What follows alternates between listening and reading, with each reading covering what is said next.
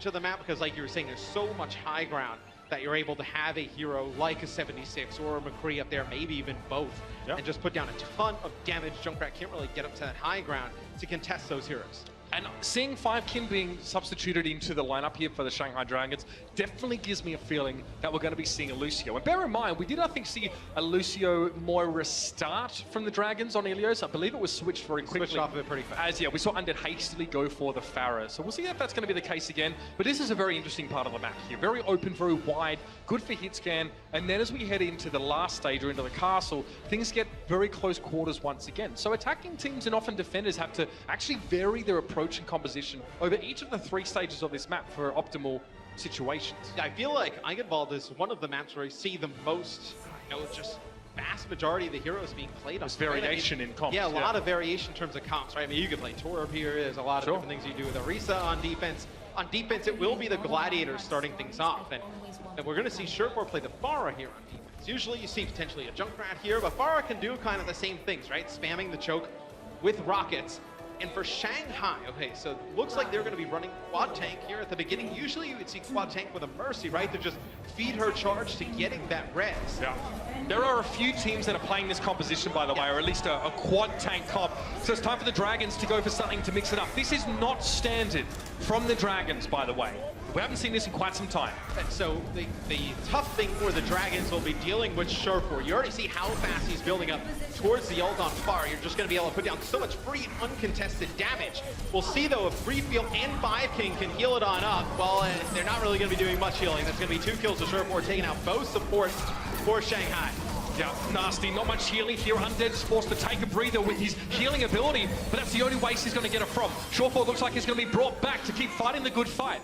But as he, rises from his slumber, he sees that the Dragons have seemed to have disappeared. The fire dimmed for just a moment now, and Surefour can, of course, use his jetpacks just to get an early vision of what the Shanghai Dragons are trying to set up with. And they're going to go away from this composition. Now Shanghai, you switched out 4 players. You changed 4 heroes on your lineup. So you're going to reset all the ults. You didn't really build up towards much there. It'll be Surefour up top here, just still firing down rockets on the Pharah. He's going to have that barrage. But you have Undead going over to the McCree MD. Play Tracers. Nice shots come out there from Undead. Get him pretty weak. Now Surefour is going to go on the flank. He has a big barrage set up here. Not bad. Let's get a 1 kill. And Surefour obviously being protected for the most part there by Bishu. The defense matrix was placed over Surefour. Kind of makes a bit of a cone of silence. Makes it very, very hard to stop that Pharah from getting optimum damage. And they're going to chase these kills. They're going to get themselves extra ultimate percentage. And it's also going to be longer before the Dragons are going to have 6 men to come back with. Surefour's got to respect this. Undead will punish him, and that may have been an overextension. It's a long walk back to this point for Surefour to defend. Yeah, you don't have to wait for Free Field to spawn up because 5kin presses them right back up into the fight. They're trying to take advantage of this man advantage. Now the Gladiator is going to be forced to back out a little bit. They'll get Bijou back in the mech. Now they'll start to push on through. 1 tick for the Dragons so far, and now the Gladiators have to get involved in this fight. Shaz playing very carefully. He doesn't know quite where the Dragons are set up, but he knows he needs to contribute in terms of the damage, and it looks like the Gladiators are making it happen. Roshan gets taken down by Bishu as he charges headlong in towards his Simeon assailant. It's going to be Undead to fall, and Shaz is in a rough position, but the rest of his team is there to protect him. Great peel from the tanks of the Gladiators allows Shaz to do damage and to stay alive. And the Gladiators are able to hold on to that Transcendence. They only have to use the Valkyrie here to stay alive. You can take a look from Asher's POV. That's the pulse bomb that takes out 5kin. Yeah, almost had himself 2 kills for the price of 1 there, but it seems to have been enough to do the job. 1 minute 22 remains for the Shanghai Dragons. They have a Valkyrie here for 5kin. It's going to give him that extra mobility, cause him to be able to resurrect his allies without there being an animation, so it doesn't take a few seconds, it can be instant.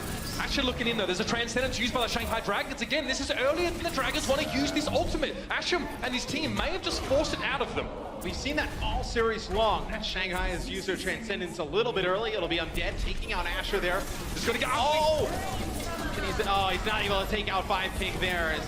They do get some other members, though. It's going to be Rocket Barrage getting a few players weak. 5kin using the Valkyrie, getting the double res, bringing 2 more players back into the action.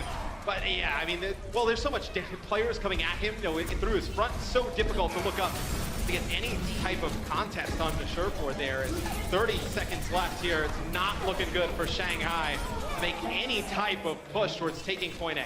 It's so rough for Undead as a McCree player. Yeah. You've got to look both behind you and above you at the same time. being harassed by a Tracer and a Pharah is one of the most unpleasant things about playing McCree. And I don't blame Undead for struggling there. He did start the fight off well with that first kill. And look to see if Big Goose gets this Valkyrie. The Gladiators play pretty aggressive, pop the Valkyrie early and take the fight to the Shanghai Dragons as Roshan diving on in. He's going to get weak, forced to use Primal Rage. This is the last fight here for the Dragons. They need to get this point so they can continue moving on this round. It doesn't seem to have started stellar though. Short4 now finds free field in the corner, gets one big rocket on him. That's going to make him hurt. Remix gets rezzed up back in the fight, so the Gladiators still have 6 players with Undead going down. No, actually gives up his life to get the kill on the enemy McCree. Big Goose opts to bring up Remix instead. Perhaps a second time in that fight. Bishu taking cover right now again. Where is the enemy, he wonders, as the Dragons have sort of taken a brief pause in this fight, but Shaz again picks off Roshan. Bishu going hunting for Five King, trying to find the Mercy, doesn't quite get it. No, he does. Five King tries to slip away undetected, and Bishu's going to punish him for his hubris. Now up on the point, still being contested by both sides, and this is everything for the Shanghai Dragons. Last chance for them to make something happen here. The self-destruct claims Remix, but MG is punished, and there's nowhere to be seen on the point. The Dragons give it all, and it's not enough. The Gladiators, those shields are standing tall, Matt.